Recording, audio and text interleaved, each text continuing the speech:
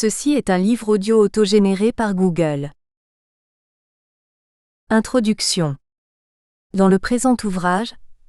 on s'interrogera sur la relation que la pensée et l'œuvre de Karl Marx, 1818 à 1883, entretiennent avec la Grèce antique et avec la question épineuse de la lutte des classes dans l'Antiquité. Plus précisément, notre travail s'articulera principalement autour de deux moments. Dans un premier temps et très sommairement, on va tenter de voir de plus près le rapport de l'auteur du Capital avec la littérature, la pensée et la philosophie de l'Antiquité grecque et ensuite d'appréhender plus minutieusement l'influence exercée par la philosophie d'Épicure sur sa réflexion de jeunesse. La thèse de doctorat sur Démocrite et Épicure va nous aider à mettre en avant l'idée que Marx n'est pas un penseur déterministe, attaché à un matérialisme historique qui écraserait l'individualité humaine. Ainsi, on proposera initialement une lecture, une possible parmi tant d'autres, du rapport de Marx au monde grec, qui sera orienté plutôt vers l'aspect philosophique et théorique, à l'égard duquel il semble être favorable, puis on examinera un autre côté historique et sociologique, selon lequel le phénomène grec est perçu d'une façon critique et bien situé dans ses propres limites. On estime que ces deux côtés coexistent et le point le plus intéressant est qu'ils coexistent dans un équilibre conscient dans la pensée dite mature de Marx, à savoir la pensée des années 1850, notamment à partir de la rédaction des fondements de la critique de l'économie politique, ou autrement appelée les Grundrisse, 1857 à 1858, et du Capital. Néanmoins, ces trois aspects ne se forment pas en même temps, mais successivement et leur consolidation dépend aussi d'une grande partie de la formation générale de la réflexion de Marx, qui commence avec son dialogue avec la pensée grecque comme on va constater et avec l'œuvre philosophique de GWF. Hegel et se poursuit avec la conception historique de la vie et de l'être social des êtres humains, qu'on rencontre pendant la maturité de Marx et qui le placera comme un des plus importants fondateurs des sciences sociales. En d'autres mots, avant que Marx élabore sa pensée sur l'économie politique, la société bourgeoise ainsi que l'analyse critique du capital et du travail aliéné, il avait formé une certaine idée du monde grec, qui à ses yeux incarnait la réalisation ou au moins l'orientation vers certaines valeurs morales et esthétiques. Plus tard, lorsque Marx aura une vision plus solide des phénomènes sociaux et historiques de son époque, il percevra et évaluera la Grèce et ses représentants intellectuels dans leurs propres limites et dans leurs propres dépendances théoriques et historiques. Pourtant, Marx étant poussé par son admiration et son intérêt de jeunesse pour l'idéal grec et classique, il se posera la question suivante. Comment cette durée et cette omniprésence, partielle au moins, de cet idéal antique s'articule-t-elle et s'associe-t-elle avec les dépendances historiques et les limitations sociales du monde grec antique ?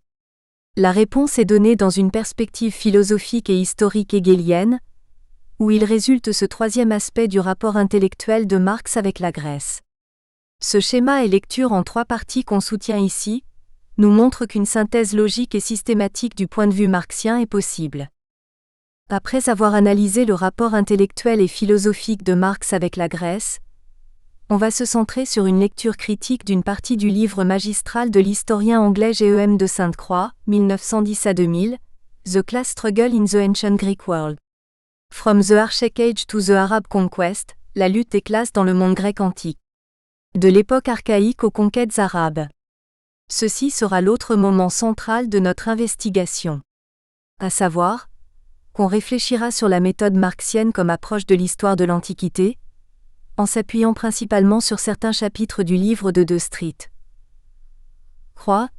dans lesquels l'auteur essaie d'analyser si et de quelle façon des concepts marxiens comme ceux d'exploitation, de classe sociale et surtout, de lutte des classes sont valables pour une compréhension de l'histoire et des mutations du monde social historique de la Grèce dans la plus grande partie de l'Antiquité. Par ailleurs, son opération théorique pourrait être considérée comme une réponse aux approches des historiens français, Pierre Vidal-Naquet et Jean-Pierre Vernant qui, quoiqu'il ait été influencé par l'œuvre de Marx, ne percevaient pas les esclaves comme une classe sociale. Étant pleinement conscient des limites de notre travail, on ne pourra pas s'interroger sur tous les aspects traités par de Sainte-Croix concernant la lutte des classes, l'exploitation et l'esclavage dans le monde grec, mais on y insistera lorsqu'elles se mettent en rapport direct avec la pensée et la méthode de Marx. De ce fait, cette partie essayera de constituer le prolongement ou, pour le dire différemment, une sorte de remaniement plus concret à partir d'un texte qui traite directement de l'histoire de la Grèce antique, en utilisant comme outil méthodologique des concepts marxiens. Bien plus, on doit remarquer le fait que de Sainte-Croix ne fait pas simplement un usage stérile des notions marxiennes, mais il essaie constamment de montrer l'importance de la méthode marxienne pour comprendre l'esclavage dans l'Antiquité grecque et ce qui l'avait amené à penser l'histoire du monde grec en termes des conflits et de luttes des classes, d'antagonismes sociaux, économiques et idéologiques, situations provenant notamment de l'exploitation qu'une partie du corps social, l'aristocratie et l'oligarchie exerçait sur les paysans et les esclaves. Dans cet ordre d'idées, on souhaite analyser de quelle façon la théorie marxienne de la lutte des classes avait-elle influencé une tentative historique très importante et récente de compréhension de la société grecque antique. Bref, on s'intéressera tantôt à certaines thématiques au sujet de la Grèce antique, développées directement par Marx, c'est-à-dire à comprendre l'impact que l'Antiquité a eu sur le penseur allemand, tantôt à la tentative d'incorporer la lutte des classes et le phénomène de l'exploitation dans une explication de l'évolution du monde grec, à savoir à concevoir l'effet des idées de Marx sur une lecture matérialiste d'une formation sociale historique particulière. Mais avant d'entamer la discussion sur le livre de Street, commençons par la première partie de notre enquête, qui, comme on l'avait déjà noté, portera sur le rapport intellectuel de Marx avec l'Antiquité grecque. Première partie. 1. L'idéal grec et l'Antiquité dans les premiers écrits marxiens. Marx et Épicure. Pour pouvoir bien comprendre le rapport de Marx à l'Antiquité grecque, on considère qu'il est indispensable d'explorer dans un premier temps l'éducation que Marx avait reçue concernant cette période historique. On sait que Marx, en tant que fils d'une famille relativement aisée, s'est mis en contact avec la civilisation grecque et le grec ancien, mais aussi avec le latin, pendant ses études au collège de sa ville natale, Trier. Ce contact ne nous est pas connu du point de vue de l'impact émotionnel qu'il avait eu sur Marx, mais on peut affirmer qu'il acquiert à cette période la connaissance du grec ancien et du latin, quelque chose qui lui permettra dès ses études universitaires d'accéder directement à la littérature et à la pensée grecque et latine, sans avoir besoin de recourir à des traductions. Ensuite, Marx entreprend des études de philosophie et de droit aux universités de Bonn et de Berlin, et même à partir de l'été de 1837, il se met à traduire, bien qu'il soit étudiant en droit, des textes grecs et latins comme la rhétorique d'Aristote partiellement, la Germania de Tacite et les Tristia d'Ovide. Durant la rédaction de sa thèse de doctorat, Marx va également lire et mettre en fiche le de l'âme d'Aristote. Après quelque temps, Marx s'intéressera à la philosophie grecque et surtout à la pensée de Démocrite, né vers 460 et mort en 370 avant notre ère, et d'Épicure, 341 à 270 avant notre ère. À partir de 1839 et jusqu'en 1841, il rédige sa thèse de doctorat sur la différence de la philosophie de la nature chez Démocrite et Épicure.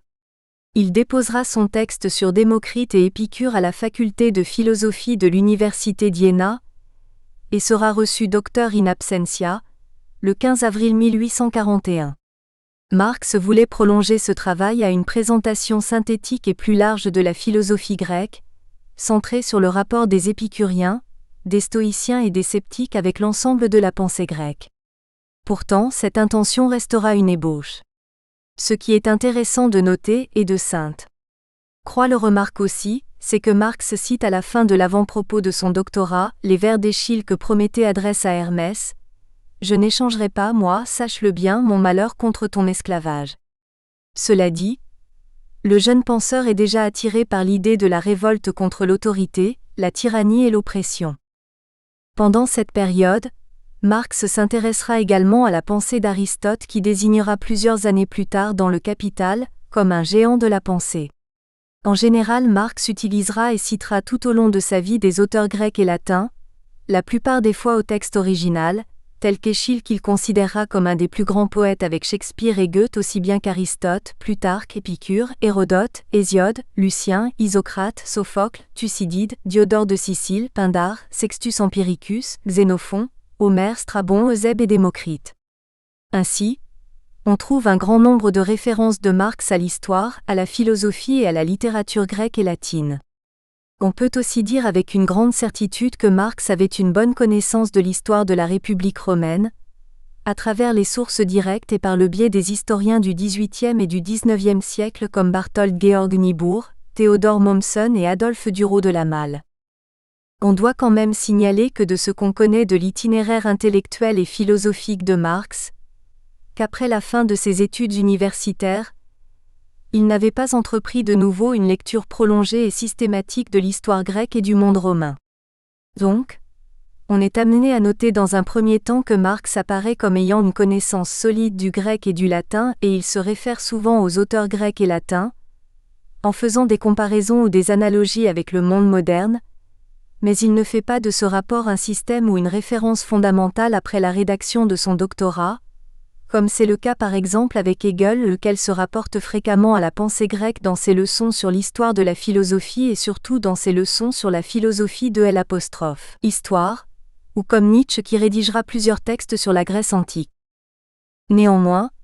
revenons à ce dialogue relativement bref que Marx entreprend avec l'Antiquité grecque pendant sa jeunesse. Pour reprendre le fil de notre réflexion, il faut signaler que le nombre des auteurs auxquels Marx fait appel dans son doctorat, par exemple Plutarque, Eusèbe, Athénée, Aristote et Cicéron, ne s'identifie pas à la finalité théorique de cet écrit. C'est-à-dire que l'intention de Marx est avant tout philosophique, à savoir qu'il veut contribuer aux recherches théoriques et aux tendances intellectuelles des jeunes hégéliens, auxquels il appartient à cette époque, en finissant dans un certain sens par les dépasser. L'idéal classique qui se fait très présent pendant cette période dans ce texte de Marx sert certains buts philosophiques radicaux. Cet idéal classique incarne pour le jeune penseur la vie dans sa puissance émouvante et vibrante, mais en même temps dans l'harmonie de ses propres éléments,